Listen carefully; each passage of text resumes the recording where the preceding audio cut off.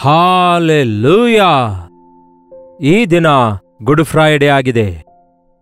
ಅದೇನು ಬ್ರದರ್, ಯೇಸು ಕ್ರಿಸ್ತನು ಮರಣ ಹೊಂದಿದ ದಿನ ಆಗಿದೆಯಲ್ಲವೋ ಎಂದು ಕೆಲವರು ಕೇಳ್ತಾರೆ. ಆ ವಿಷಯಗಳು ಏನೆಂದು ನಾವು ವಾಕ್ಯದಿಂದ ಕಲಿತುಕೊಳ್ಳೋಣ. ಮತ್ತೆ ನೀವು ಎಚ್ಚರಗೊಂಡಿದ್ದೀರಾ? ಯೇಸು ನಮಗೋಸ್ಕರ ಮಾಡಿರುವ ಶಿಲುಬೆಯ ಯಜ್ಞದ ಕುರಿತು ಧ್ಯಾನಿಸುವುದಕ್ಕಾಗಿ ಇದೊಂದು ಪ್ರತ್ಯೇಕವಾದ ದಿನವಾಗಿದೆ. ಬನ್ನಿರಿ, ಶಿಲುಬೆಯ ಕುರಿತು ಧ್ಯಾನಿಸೋಣ. ಪ್ರಾರ್ಥನೆ.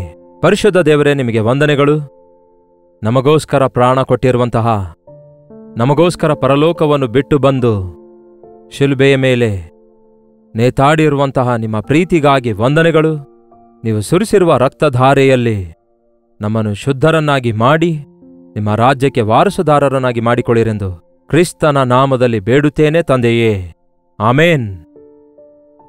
ಯಾರಾದರೂ ಕೇಳಿದಾರ ನಿಮಗೆ ಗುಡ್ ಫ್ರೈಡೇ ದಿನ ಯೇಸು ಮರಣ ಹೊಂದಿದಂತಹ ದಿನ ಆಗಿದೆಯಲ್ಲವೋ ಎಂಬುದಾಗಿ? ಬಹಳಷ್ಟು ಜನ ಹ್ಯಾಪಿ ಕ್ರಿಸ್ಮಸ್ ಎಂದು ಹೇಳಿದಂತೆಯೇ ಹ್ಯಾಪಿ ಗುಡ್ ಫ್ರೈಡೇ ಎಂದು ಕೂಡ ಹೇಳ್ತಾರಂತೆ. ಒಳ್ಳೆಯದೇ, ನಿಜವೇ. ನಾವು ಹ್ಯಾಪಿಯಾಗಿರುವುದಕ್ಕಾಗಿಯೇ ನಮ್ಮ ವ್ಯಸನಗಳನ್ನು, ನಮ್ಮ ದುಃಖಗಳನ್ನು, ನಮ್ಮ ಚಿಂತೆಗಳನ್ನು, ನಮ್ಮ ಪಾಪಗಳನ್ನು, ನಮ್ಮ ಭಾರಗಳನ್ನು ಯೇಸು ಹೊತ್ತುಕೊಂಡು ಹೋಗಿ ಶಿಲುಬೆಯ ಮೇಲೆ ಅವುಗಳಿಗೆ ಪರಿಹಾರ ಕೊಟ್ಟ ದಿನ ಇದಾಗಿದೆ. ಅದಕ್ಕೆ ಇದು ಶುಭ ಶುಕ್ರವಾರ ಆಗಿದೆ. ಕ್ರಿಸ್ತನು ಶಿಲುಬೆಯ ಮೇಲೆ ಮರಣ ಹೊಂದುವಂಥದ್ದು ನಮ್ಮೆಲ್ಲರಿಗೆ ಒಳ್ಳೆಯದಾಯಿತು. ಯಾಕೆಂದರೆ ಪಾಪವು ಕೊಡುವ ಸಂಬಳ ಮರಣವಾಗಿದೆ. ಯಾವ ಭೇದವಿಲ್ಲ, ಎಲ್ಲರೂ ಪಾಪ ಮಾಡಿ ದೇವರು ಅನುಗ್ರಹಿಸುವಂತಹ ಮಹಿಮೆಯನ್ನು ಕಳೆದುಕೊಳ್ಳುತ್ತಿದ್ದಾರೆ. ಆದರೆ ನಮ್ಮ ಕರ್ತನು ತನ್ನ ಕೃಪೆಯ ವರವಾಗಿ ನಿತ್ಯ ಜೀವವನ್ನು ನಮಗೆ ಕೊಡುವುದಕ್ಕೋಸ್ಕರ ಈ ಲೋಕಕ್ಕೆ ಬಂದು ಪಾಪಕ್ಕೆ ಪರಿಹಾರವನ್ನುಂಟು ಮಾಡಿದರು.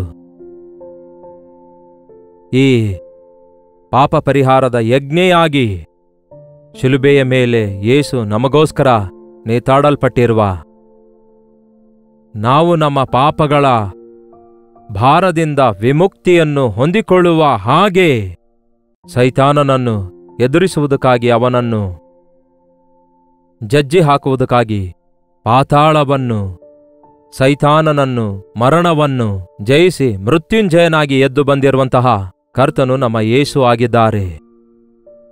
ರಕ್ತ ಸುರಿಸಲಾರದೆ ಪಾಪ ಕ್ಷಮಾಪಣೆ ಉಂಟಾಗುವುದಿಲ್ಲ ಎಂದು ಸಾಧಾರಣವಾಗಿ ಹೇಳಬಹುದು. ಹಳೆ ಒಡಂಬಡಿಕೆಯಲ್ಲಿ ಒಂದು ಪಾಪ ಮಾಡುವಾಗ ಅದಕ್ಕೆ ಒಂದು ಬಲಿಪಶುವನ್ನು ಯಜ್ಞ ಅರ್ಪಿಸುತ್ತಾ ಇದ್ರು. ಅದೇ ರೀತಿ ನಮ್ಮ ಪಾಪಗಳ ಪರಿಹಾರಕ್ಕಾಗಿ ನಾವು ಸಾಯಬೇಕಾದ ಸ್ಥಾನದಲ್ಲಿ ನಮ್ಮ ಪಕ್ಷದಲ್ಲಿ ಒಂದು ಪಶುವನ್ನಾಗಲಿ, ಒಂದು ಕುರಿಯನ್ನಾಗಲಿ, ಒಂದು ಎತ್ತನ್ನು ಬಲಿ ಕೊಡ್ತಾ ಇದ್ರು. ಹಳೆ ಒಡಂಬಡಿಕೆಯಲ್ಲಿ ಒಂದು ವೇಳೆ ಯಾರಾದರೂ ಪಾಪ ಮಾಡುವುದಾದರೆ ಅವನು 2 ಮೇಕೆಗಳನ್ನು ತೆಗೆದುಕೊಂಡು ಬರಬೇಕು. ಅವುಗಳಲ್ಲಿ ಒಂದನ್ನು ಅಲ್ಲಿ ಯಜ್ಞ ಅರ್ಪಿಸಬೇಕು. ಮತ್ತೊಂದು ಮೇಕೆ ಮೇಲೆ ಅವನು ತನ್ನ ಕೈಯನ್ನಿಟ್ಟು ತನ್ನ ತಪ್ಪುಗಳನ್ನೆಲ್ಲ ಒಪ್ಪಿಕೊಂಡು ಅದನ್ನು ಯಜ್ಞ ಅರ್ಪಿಸಬೇಕು. ಮತ್ತೊಂದನ್ನು ಊರ ಹೊರಗಡೆ ತಳ್ಳಿ ಹಾಕಬೇಕು ಎಂಬ ಒಂದು ಸಾದೃಶ್ಯವನ್ನು ಯೇಸು ತೋರಿಸಿದ್ದಾರೆ. ಹಾಗಾದರೆ ಎತ್ತು ಹೋರಿಗಳ ರಕ್ತವು ಮನುಷ್ಯರ ಪಾಪಕ್ಕೆ ಪರಿಹಾರ ಮಾಡುವುದಿಲ್ಲ.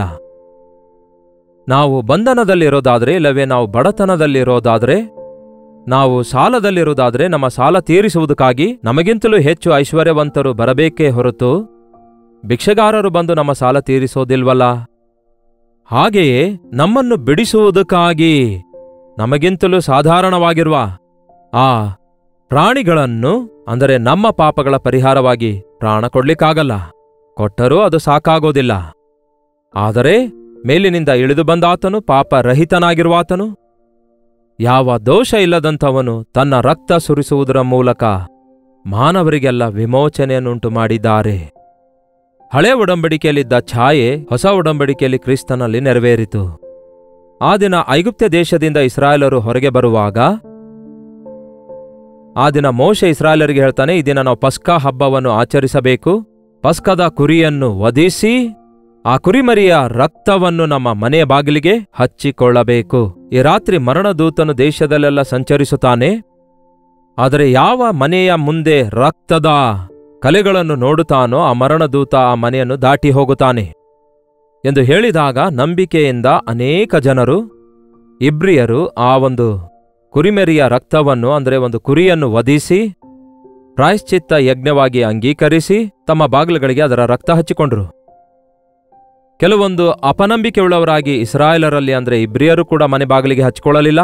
ಕೆಲವೊಂದು ಜನ ಐಗುಪ್ತ್ಯರು ನಂಬಿಕೆ ಇಟ್ಟು ಅವರೂ ಕೂಡ ಆ ಕುರಿಮರಿಯ ರಕ್ತವನ್ನು ಹಚ್ಚಿಕೊಂಡಿದ್ರು. ಅದಕ್ಕಾಗಿಯೇ ಅವನು ಐಗುಪ್ತ್ಯನೋ ಇಬ್ರಿಯನೋ ಮತ್ತೊಬ್ಬನೋ ಐಶ್ವರ್ಯವಂತನೋ ಬಡವನೋ ಎಂಬ ವ್ಯತ್ಯಾಸವಿಲ್ಲದೆ ಆ ರಾತ್ರಿ ಮರಣದೂತನು ಸಂಚರಿಸಿದಾಗ ಯಾವ ಮನೆಯ ಬಾಗಿಲಿಗೆ ರಕ್ತವು ಹಚ್ಚಲಾಗಿರಲಿಲ್ಲವೋ ಆ ಮನೆಯಲ್ಲಿ ಮರಣ ಸಂಭವಿಸಿತು.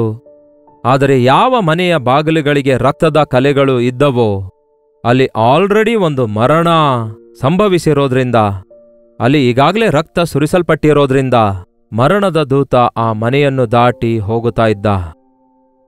ಇದೊಂದು ಸಾದೃಶ್ಯ ರೂಪದಲ್ಲಿ ನಮಗೆ ಹಳೆ ಒಡಂಬಡಿಕೆಯಲ್ಲಿ ತಿಳಿಯಪಡಿಸಲಾಗಿದೆ.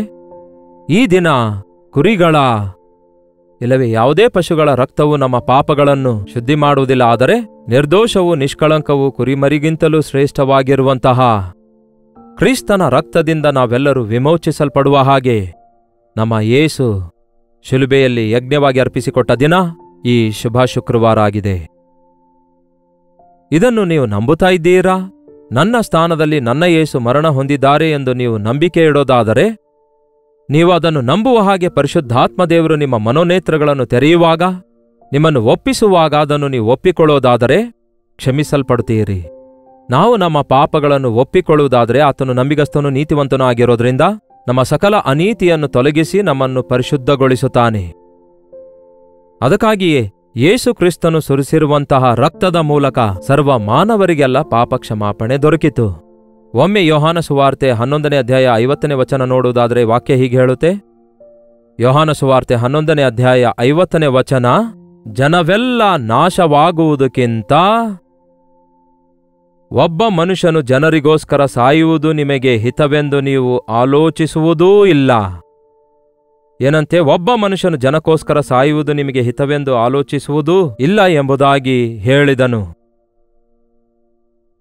ಇದನ್ನು ಅವನು ತನ್ನಷ್ಟಕ್ಕೆ ತಾನೇ ಹೇಳಲಿಲ್ಲ, ಆದರೆ ತಾನು ಆ ವರ್ಷದ ಮಹಾಯಾಜಕನಾಗಿದ್ದರಿಂದ ದೇವ ಪ್ರೇರಣೆಯಿಂದ ಮಾತಾಡಿ ಯೇಸು ಆ ಜನರಿಗೋಸ್ಕರ ಸಾಯುವುದಕ್ಕಿದ್ದನೆಂದು ಹೇಳಿದನು. ಯೇಸು ಆ ಜನರಿಗೋಸ್ಕರ ಮಾತ್ರವಲ್ಲದೆ ಚದುರಿರುವ ದೇವರ ಮಕ್ಕಳನ್ನು ಒಟ್ಟುಗೂಡಿಸುವುದಕ್ಕೆ ಸಹ ಸಾಯುವುದಕ್ಕಿದ್ದನು. ಜನರೆಲ್ಲರಿಗೋಸ್ಕರ ಒಬ್ಬನು ಸಾಯುವುದಕ್ಕಿದ್ದನು. ಒಬ್ಬನೇ ಮುಂದೆ ಬರ್ತಾನೆ. ಆ ದಿನ ಗೊಲಿಯಾತನು ಇಸ್ರಾಯೇಲರಿಗೆ ಹೇಳ್ತಾನೆ, ನೀವೆಲ್ಲರೂ ಬಂದು ಹೋರಾಡಬೇಡಿರಿ. ನಿಮ್ಮವನು ಒಬ್ಬನು ಬಂದು ನನಗೆ ಸೋಲಿಸಿದರೆ ನಾವು ನಿಮಗೆ ದಾಸರಾಗ್ತೇವೆ. ನಿಮ್ಮವನು ಸೋತರೆ ನೀವೆಲ್ಲರೂ ದಾಸರಾಗಬೇಕು ಎಂದು ಹೇಳ್ತಾನೆ. 1 to 1 ಅಲ್ಲಿ ಫೈಟ್ ನಡೆಯುತ್ತೆ ಅಲ್ಲವೇ? ಹಾಗೆಯೇ ಇಲ್ಲಿಯೂ ಯೇಸು ನಮ್ಮ ಪಕ್ಷದಲ್ಲಿ ಸೈತಾನನೊಂದಿಗೆ, ಲೋಕದ ಪಾಪದೊಂದಿಗೆ, ಲೋಕದ ಬಂಧನದಲ್ಲಿರುವಂತಹ ಮಾನವ ಜಾತಿಯನ್ನೆಲ್ಲ ಬಿಡುಗಡೆ ಮಾಡುವುದಕ್ಕೋಸ್ಕರ ಹೋರಾಡಿ ತನ್ನ ಪ್ರಾಣವನ್ನೇ ಅರ್ಪಿಸಿ ನಮ್ಮೆಲ್ಲರಿಗೆ ಜೀವವನ್ನು ಕೊಡುವುದಕ್ಕಾಗಿ ಶಿಲುಬೆಯ ಮೇಲೆ ಆತನು ನೇತಾಡಲ್ಪಟ್ಟಿದ್ದಾನೆ. ಯೇಸು ಕ್ರಿಸ್ತನು ಮರಣ ಹೊಂದುವುದರ ಮೂಲಕ ಆತನನ್ನು ನಂಬಿದವರಿಗೆ, ಅಂದರೆ ನಮಗೆ ಇನ್ನು ಮರಣವೇ ಇಲ್ಲ, ಅಂದರೆ ಎರಡನೆಯ ಮರಣ ಇಲ್ಲ. ಈ ಲೋಕದ ರೀತಿಯಲ್ಲಿ ಎಲ್ಲರೂ ಮರಣ ಹೊಂದಬಹುದೇನೋ, ಆದರೆ ಈ ಲೋಕದಲ್ಲಿ ಮರಣ ಹೊಂದಿದ ನಂತರ ಮತ್ತೊಂದು ಮರಣ ಇದೆ. ಅಲ್ಲಿಗೆ ಹೋಗುವವರ ದೊಡ್ಡ ಲಿಸ್ಟ್ ಇದೆ. ಹೇಡಿಗಳು, ವಿಗ್ರಹಾರಾಧಿಕರು, ವ್ಯಭಿಚಾರಿಗಳು, ಜಾರರು, ಅಷ್ಟೇ ಅಲ್ಲ ಸುಳ್ಳನ್ನು ಆಡಿ ಅದನ್ನು ನಡೆಸುವಂಥವರು, ಇಂಥವರೆಲ್ಲರೂ ಬೆಂಕಿ ಗಂಧಕಗಳು ಇರುವ ಕೆರೆಗೆ ಹಾಕಲ್ಪಡ್ತಾರೆ. ಅದೇ ಎರಡನೇ ಮರಣ ಆಗಿದೆ. ಈ ದಿನ ಯೇಸು ಕ್ರಿಸ್ತನು ನಮ್ಮ ಪಾಪಕ್ಕೆ ಪ್ರಾಯಶ್ಚಿತ್ತ ಮಾಡುವುದರ ಮುಖಾಂತರ ಕ್ರಿಸ್ತ ಯೇಸುವಿನಲ್ಲಿರುವವರಿಗೆ ಇನ್ನು ಮೇಲೆ ಯಾವ ಶಿಕ್ಷೆ ವಿಧಿ ಇಲ್ಲ. ಅದಕ್ಕೆ ಇದು ಒಂದು ಶುಭ ಶುಕ್ರವಾರವಾಯಿತು. ಈ ದಿನಕ್ಕೆ ತಮಿಳಿನವರು ತಮಿಳಿನಲ್ಲಿ ಪೆರಿಯ ವೆಳ್ಳಿಕಳಮೈ ಅನ್ನುತ್ತಾರೆ, ಅಂದರೆ ದೊಡ್ಡ ಶುಕ್ರವಾರ.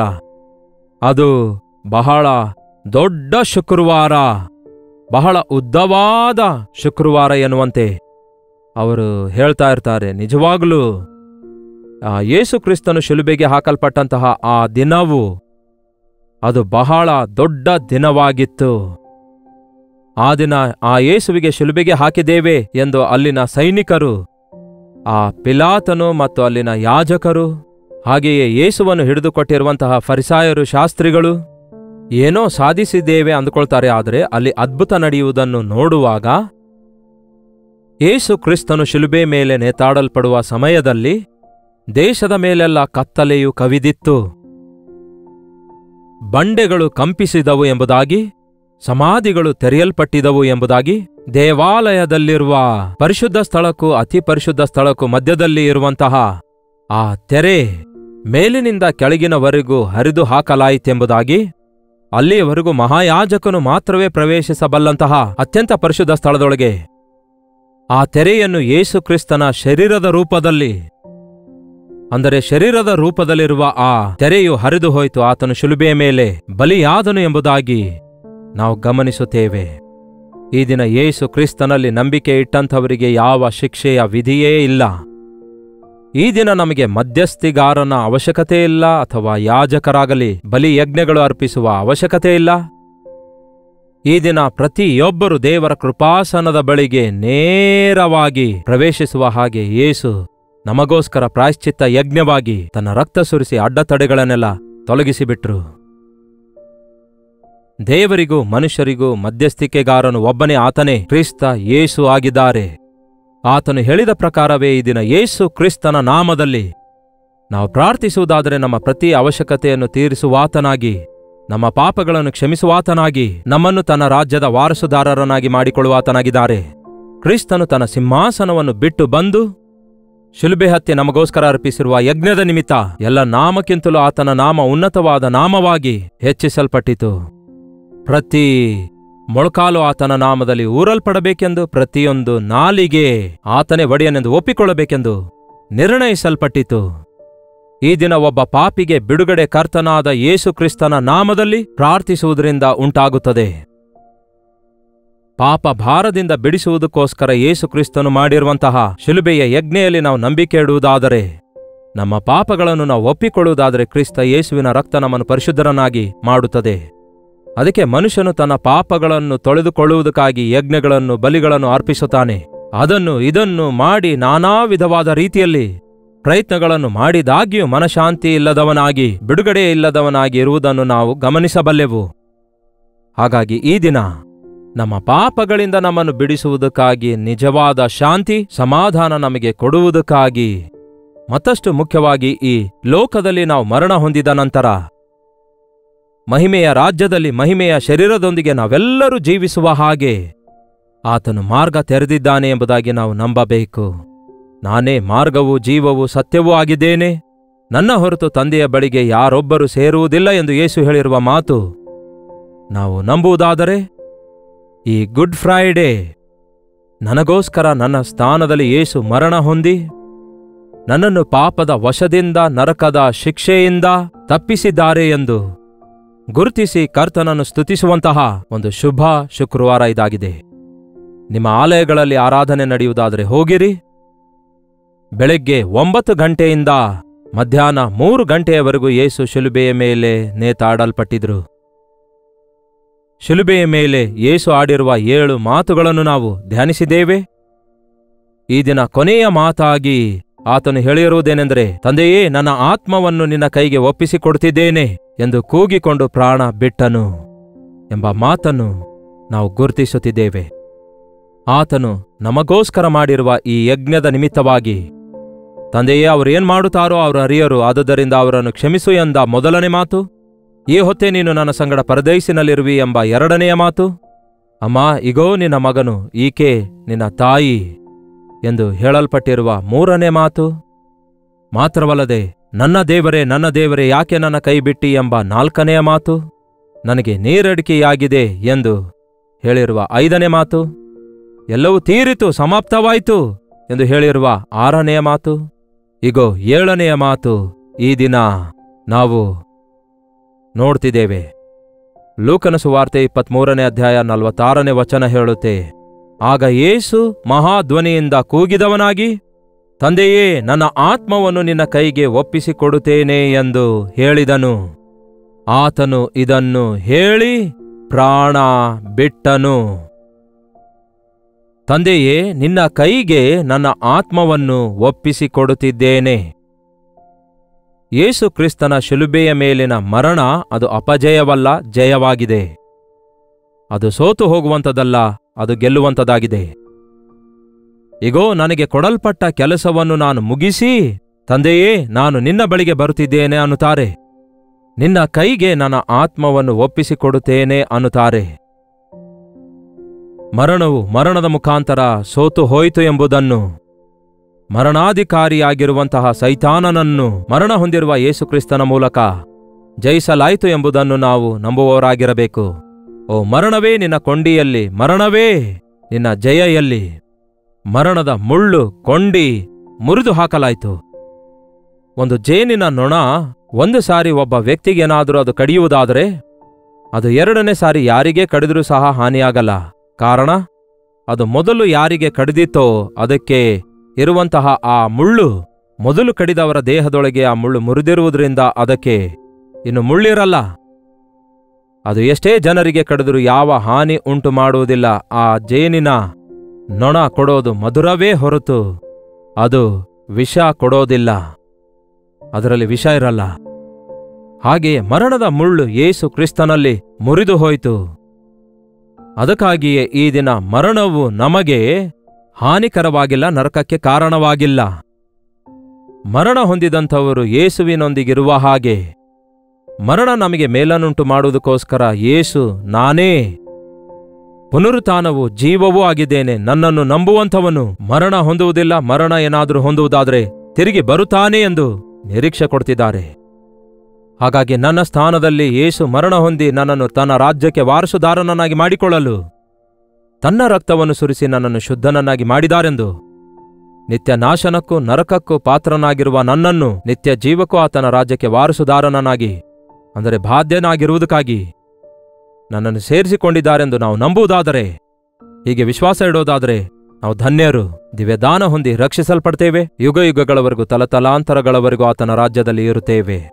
ನಿಮ್ಮ ಸಭೆಗಳಲ್ಲಿ ಗುಡ್ ಫ್ರೈಡೆ ಸರ್ವಿಸಿಗೆ ಹೋಗಿರಿ, ದೇವರ ವಾಕ್ಯ ಕೇಳಿರಿ, ದೇವರ ಸನ್ನಿಧಿಯಲ್ಲಿ ಕಾಲ ಕಳೆಯಿರಿ.